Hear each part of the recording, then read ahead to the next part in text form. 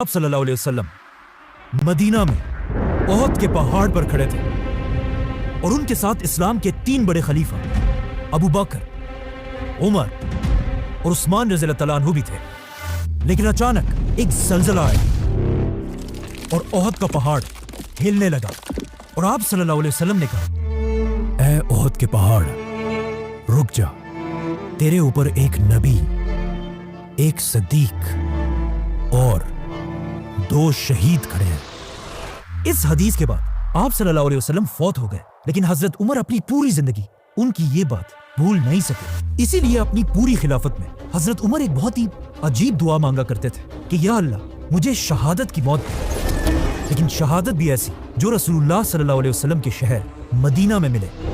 हजरत उमर की ये दुआ सुनकर लोग उनसे पूछते थे कि ऐसा कैसे हो सकता है, अब तो अरब में सारी जंगें खत्म हो चुकी हैं और मदीना दुनिया की सबसे सेफ सिटी है, तो यहाँ पर आपको कोई कैसे शहीद करेगा। लेकिन हजरत उमर कहते थे कि अगर अल्लाह ने चाहा तो ऐसा होकर रहेगा।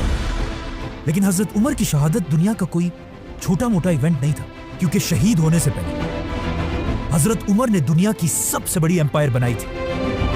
इतनी बड़ी एम्पायर कि आदम अलैहिस्सलाम से लेकर हजरत उमर तक इससे बड़ी एम्पायर कोई नहीं बना सका था। मतलब हजरत उमर रज़ी अल्लाह अन्हु की empire Alexander the great, Julius Caesar और इवन फिरौनों से भी बड़ी एम्पायर थी। लेकिन आज अफसोस की बात यह है कि मुसलमानों के अलावा पूरी दुनिया हजरत उमर को सिर्फ उमर कहती है। इवन गूगल में भी उन्हें सिर्फ उमर कहा जाता है। लेकिन अलेक्जेंडर को आज पूरी दुनिया अलेक्जेंडर द ग्रेट के नाम से याद करती है। हालांकि अलेक्जेंडर की एम्पायर हजरत उमर की खिलाफत के सामने कुछ भी नहीं। हजरत उमर की खिलाफत का यह रिकॉर्ड अगले कई सदियों तक कोई नहीं तोड़ सका। लेकिन आखिर 600 साल बाद एक बादशाह ने उनका रिकॉर्ड तोड़ दिया, जिसे हम सब बहुत अच्छी तरह जानते हैं। नाउ हजरत उमर की खिलाफत के सबसे बड़े कामों में से एक फिरौनों के मुल्क इजिप्ट को फतह करना था, जो उस वक्त की दुनिया का सबसे पावरफुल और रिच इलाका था। लेकिन अब जब मुसलमानों की सारी अटेंशन इजिप्ट की तरफ थी, वहां पर्शियन बादशाह को थोड़ा रिलैक्स होने का टाइम मिला और उसने इस टाइम को यूज करके अपने सारे जनरल्स और लोगों की तरफ आखिरी लेटर्स भेजे और उन सब से कहा कि अगर अब भी तुम लोग नहीं जागे तो उमर हमारी इस 800 साल पुरानी पर्शियन एम्पायर को हमेशा के लिए खत्म कर देगा। जिसके बाद पर्शियन एम्पायर की आवाम अपनी तलवारें उठाकर हर तरफ से एक बहुत बड़ी फौज बनाने लगी और मुसलमानों से आखिरी जंग के लिए तैयार होने लगी। अब जब मदीना में खलीफा उमर रज़ी अल्लाह तआला अन्हु को इस बात का पता चला, तो उन्होंने फैसला किया कि वो मुसलमानों की पूरी फौज को एक जगह जमा करके पर्शियन एम्पायर से आखिरी लड़ाई के लिए भेजेंगे। लेकिन ऐसा करने से उनके एक बहुत बड़े मिनिस्टर अली रज़ी अल्लाह तआला अन्हु ने उन्हें रोक दिया और कहा, अगर हम मुसलमानों की पूरी फौज को एक जगह जमा करेंगे तो कहीं ऐसा ना हो कि रोमन एम्पायर दोबारा हम पर हमला कर दे। हजरत अली की ये बात खलीफा उमर रज़ी अल्लाह तआला अन्हु को बहुत पसंद आई, तो हजरत उमर रज़ी अल्लाह तआला अन्हु ने अपनी राय छोड़कर हजरत अली की राय मानी और हर इलाके से छोटी छोटी फौजें जमा करके पर्शियन एम्पायर पर आखिरी हमला किया। इस तरह मुसलमान एक बार फिर पर्शियन एम्पायर के बहुत सारे किलों को फतह करने लगे, जिनमें से एक किले की स्टोरी समझना बहुत ही इंपॉर्टेंट है, क्योंकि इस किले के लीडर का नाम था हरमजान, जो उस वक्त पर्शियन एम्पायर का सबसे ताकतवर जनरल था। इसीलिए हरमजान की सिटी को मुसलमानों ने बहुत ही मुश्किलों से फतह किया। लेकिन यह सिटी फतह करते ही हरमजान मुसलमानों की फौज से भागने लगा और मुसलमान उसका पीछा करने लगे। भागते भागते हरमजान अपनी सिटी के सबसे लंबी बिल्डिंग पर चढ़कर जोर जोर से चीखने लगा कि मेरे पास 100 तीरें हैं और इन 100 तीरों से मैं एक एक मुसलमान को चुन चुन के मारूंगा। लेकिन मेरी एक शर्त है, अगर मुसलमान मुझसे ये वादा करे कि वो मुझे उमर बिन खत्ताब के पास लेकर जाएंगे तो मैं सरेंडर करने के लिए तैयार हूं। तो मुसलमानों ने कहा, ठीक है, इसमें कौन सी बड़ी बात है। तो उन्होंने हरमजान को पकड़ा और उसे सीधा मदीना में खलीफा की तरफ रवाना किया। हरमजान पहली बार मदीना में दाखिल हुआ और उसका ख्याल था कि खलीफा उमर का एक बहुत बड़ा महल होगा और बाकी बादशाहों की तरह एक बहुत बड़े दरबार में बैठे होंगे। लेकिन वो ये देखकर हैरान रह गया कि दुनिया का इतना बड़ा बादशाह एक सादा सी बिल्डिंग में जमीन पर आराम फरमा रहे थे। कहा जाता है ये देखकर हरमजान ने पूछा भी کہ खलीफा के गार्ड्स किधर है? तो उसे बताया गया कि खलीफा उमर को इन चीजों की जरूरत नहीं होती। लोगों ने हजरत उमर रज़ी अल्लाह अन्हु को उठाया और उन्हें कहा कि ये पर्शियन एम्पायर का बहुत बड़ा जनरल आपसे मिलने आया है। लेकिन हजरत उमर ने कहा कि मैं तब तक इससे बात नहीं करूंगा जब तक इसने ये बादशाहों वाले कपड़े पहने। जाओ और इसे बदल कर आओ। जब हरमजान अपने कपड़े बदल कर बिल्कुल आम इंसान की तरह हजरत उमर के सामने पेश हुआ, तब हजरत उमर ने इसे अपने पास आने की इजाजत दी। लेकिन इस हरमजान की वजह से पहले ही इतने मुसलमान शहीद हो चुके थे कि हजरत उमर इसे सजाए मौत देने का इरादा कर चुके थे। लेकिन आते ही हरमजान ने कहा कि मुझे पानी पिलाया जाए। जैसे ही उसे पानी दिया गया तो हरमजान ने वहां सबके सामने हजरत उमर से कहा कि मुझसे वादा करें, जब तक मैं इस पानी को ना पीऊं तब तक मुझे कोई कत्ल नहीं करेगा। जैसे ही हजरत उमर ने हरमजान की बात मान ली, हरमजान ने वो पानी जमीन पर फेंक दिया और कहा, मैंने तो पानी पिया ही नहीं, बल्कि ये पानी तो अब मैं कभी पी ही नहीं सकता, और अब आपके वादे के मुताबिक मुझे कोई नहीं मार सकता। जिसके बाद हरमजान ने जल्दी से इस्लाम कबूल कर लिया और इस तरह मदीना में अपनी जान बचा ली।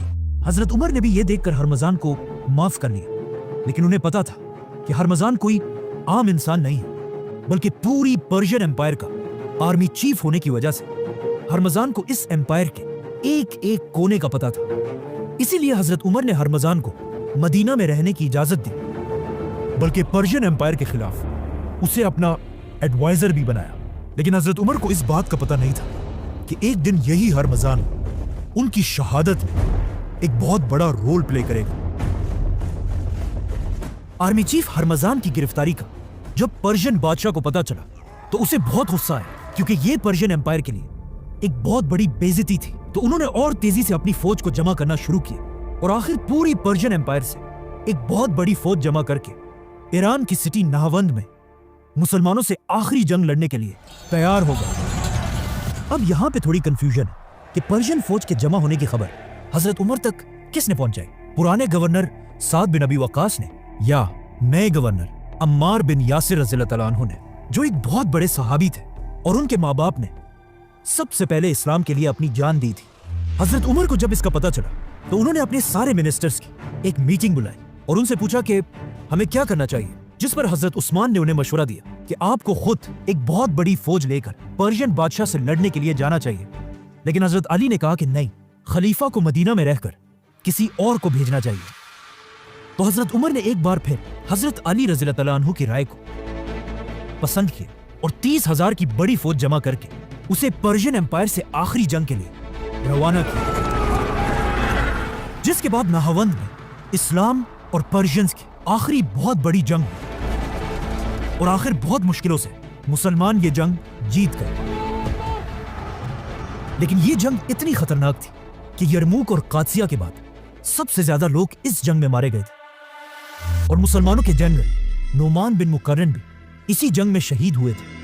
मुसलमान ये जंग जीत तो गए, लेकिन इस जंग के बाद मुसलमानों की तारीख हमेशा के लिए बदल गई, क्योंकि मुसलमानों ने इस जंग में एक ऐसा आदमी गिरफ्तार किया जिसका नाम था फिरोज, और जिसने आगे जाकर जंग के बाद अरबों ने इसका नाम अबू लुलुआ रखा और ये मुगीरा बिन शोबा का गुलाम बना। लेकिन फिरोज बाकी सारे गुलामों से बहुत ही डिफरेंट था, क्योंकि ये उस जमाने का एक काबिल लोहार था, जिसे देखकर अबू लुलुआ का मास्टर मुगीरा बिन शोबा इसे मुसलमानों के कैपिटल मदीना लेकर आया, जहां पर यह अपने मास्टर के लिए लोहे का काम करता था और वो यहीं पर मदीना में रहने लगा। वहां पर्शियन एम्पायर में अब मुसलमानों के पास फ्री हैंड था और मुसलमान आसानी से हर इलाके को फतह करने लगे, यहां तक कि मुसलमानों की एक फौज ऊपर अजरबैजान तक पहुंची और मुसलमानों की दूसरी फौज तारीख में पहली बार हजरत उमर की खिलाफत में इंडिया के बॉर्डर्स को क्रॉस करके अंदर दाखिल हुई, जो आज पाकिस्तान का इलाका बलोचिस्तान है। और इसी तरह यह सारा इलाका, पूरी पर्शियन एम्पायर हमेशा के लिए खत्म हो गया। आखिर यह देखकर पर्शियन बादशाह भी मुसलमानों से भागने लगा और जब उसे पूरी दुनिया में कोई जगह नहीं मिली तो मजबूरन उसे चाइना में जाकर रहना पड़ा। اور چائنا کے بادشاہ نے اسے بہت اچھی طرح ویلکم کیا۔ یہ اسی پرشین بادشاہ کا پوتا تھا جسے اس سے بہت سال پہلے رسول اللہ صلی اللہ علیہ وسلم نے ایک لیٹر بھیج کر اسلام کی طرف آنے کی دعوت دی تھی، اور اس بادشاہ کے دادا نے رسول اللہ صلی اللہ علیہ وسلم کے لیٹر کو بہت ہی غرور سے پھاڑ دیا تھا۔ لیکن اب حضرت عمر کی فوج نے پوری پرشین امپائر کو ہمیشہ کے لیے فتح کر لیا تھا۔ مطلب مسلمانوں کی یہ خلافت جو ایک زمانے میں چھوٹی سی مدینہ کی ریاست تھی، اب انڈیا اور چائنا تک پھیل چکی تھی اور دنیا کی سب سے بڑی سپر پاور تھی۔ لیکن جیسے ہی مسلمانوں کی فوج پاکستان کے بارڈر کے قریب پہنچی، یہ حضرت عمر کی خلافت کا آخری ٹائم تھا، کیونکہ اس کے کچھ ہی دنوں بعد حضرت عمر رضی اللہ عنہ کو شہید کر دیا گیا۔ کیونکہ مسئلہ یہ تھا کہ اس سے کچھ ہی عرصہ پہلے جس غلام کو مسلمان پکڑ کر مدینہ لے کر آئے تھے، فیروز یا ابو لولوا، وہ مدینہ میں مسلمانوں کے ساتھ تو رہتا تھا، لیکن وہ یہاں کبھی بھی خوش نہیں تھا۔ کہا جاتا ہے کہ جب بھی وہ مدینہ میں اپنے علاقے کے بچوں کو دیکھتا تھا تو کہتا تھا کہ ان عربوں کی وجہ سے آج ہم تباہ ہو چکے ہیں۔ اس کے علاوہ وہ بار بار کہتا تھا کہ کاش ان عربوں کی غلامی دیکھنے سے پہلے میں نہاوند کی جنگ میں ہی مر جاتا۔ مطلب فیروز کے دل میں مسلمانوں کی اتنی نفرت تھی، اور اسی نفرت کے ساتھ ایک دن فیروز خلیفہ عمر رضی اللہ عنہ کے پاس گیا اور ان سے کہا کہ میرا ماسٹر مغیرہ مجھ پر بہت ظلم کرتا ہے۔ مطلب مجھے ہر دن اپنی کمائی سے اسے 2 درہم دینے پڑتے ہیں۔ 2 درہم۔ حضرت عمر کی خلافت اتنی تیزی سے بڑھی تھی کہ مسلمانوں کے پاس اب تک اپنی کوئی کرنسی بنانے کا ٹائم ہی نہیں تھا۔ تو ان کی خلافت میں مسلمان پرشین امپائر کی بنائی ہوئی درہمز، سلور کوئنز کو یوز کرتے تھے۔ تو ابو لولو کی 2 درہم کی پرائس کو اگر آج کے زمانے میں دیکھا جائے تو کچھ 1500-1600 روپے بنتے ہیں۔ تو جب اس پرائس کا اس نے حضرت عمر کو بتایا تو حضرت عمر نے اس سے پوچھا کہ تم کیا کرتے ہو؟ تو اس نے کہا میں لکڑی اور لوہے کا کام کرتا ہوں۔ تو حضرت عمر نے اسے کہا کہ تب تو یہ پیسے بالکل ٹھیک ہے۔ لیکن یہ سن کر فیروز کو ان پر بہت غصہ آیا، اور وہاں سب کے سامنے اس نے کہا کہ عمر کا انصاف دنیا میں سب کے لیے سوائے میرے، اور وہاں سے چلا گیا۔ حضرت عمر نے فیروز کو تو واپس بھیج دیا، لیکن ان کے دل میں اب بھی یہ تھا کہ میں ضرور اس کے ماسٹر مغیرہ سے اس کے بارے میں بات کروں گا تاکہ وہ اس پر ٹیکس کم کر دے۔ اس سب کے کچھ ہی دنوں بعد حضرت عمر نے ایک دن فیروز کو دوبارہ مدینہ کے بازار میں دیکھا، اور اس کا دل بہلانے کے لیے حضرت عمر نے اسے کہا کہ اے ابو لولو، میں نے سنا ہے تم بہت اچھی چکی بناتے ہو، تو کیا میرے لیے بھی ایک بناؤ گے؟ لیکن فیروز کے دل میں اب بھی حضرت عمر کے لیے وہی غصہ تھا۔ تو اس نے حضرت عمر سے کہا کہ کیوں نہیں، میں آپ کے لیے ایک ایسی چکی بناؤں گا جسے آج کے بعد پوری دنیا یاد رکھے گی۔ اب یہ بات اس نے ایسے انداز میں کہی تھی کہ اس سے حضرت عمر کو سمجھ آ گئی کہ فیروز اسے دھمکی دے رہا ہے، اور یہی بات انہوں نے باقی صحابہ کو بھی بتائی کہ اس آدمی نے مجھے دھمکی دی ہے۔ لیکن اسلام کا قانون یہ ہے کہ کوئی بھی کسی بھی دوسرے شخص کو صرف شک کی وجہ سے گرفتار نہیں کر سکتا، چاہے وہ کوئی بادشاہ ہی کیوں نہ ہو۔ اسی لیے اس دھمکی کے بعد بھی حضرت عمر نے فیروز کو جانے دیا۔ مطلب حضرت عمر پوری امپائر کا خلیفہ ہونے کے بعد بھی اپنے آپ کو قانون سے اوپر نہیں سمجھتے تھے۔ اس دھمکی کے بعد فیروز یہاں سے چلا تو گیا، لیکن اس نے اپنے دل میں یہ فیصلہ کر لیا تھا کہ اب وہ حضرت عمر کو زندہ نہیں چھوڑے گا۔ تو سب سے پہلے فیروز نے جا کر ایک بہت ہی خطرناک اور یونیک خنجر ڈیگر بنانا شروع کیا۔ یہ ایک ایسا ڈیگر تھا جسے سینٹر سے پکڑا جاتا تھا، اور اس کی دونوں سائڈز پر بہت ہی شارپ بلیڈز تھی۔ اور صرف یہی نہیں بلکہ اس خنجر کے تیار ہوتے ہی فیروز نے ایک بہت ہی ڈیڈلی زہر بنانا شروع کی۔ اس زمانے کے پرشیا میں لوگ جس زہر کو یوز کیا کرتے تھے وہ زیادہ تر اس ہیملاک کے پودے سے بنایا جاتا تھا، جو دکھنے میں تو بہت خوبصورت ہے، لیکن اس کے چھوٹے سے ذرے سے بھی انسان اندر سے بالکل جل جاتا ہے۔ بسم اللہ الرحمن الرحیم۔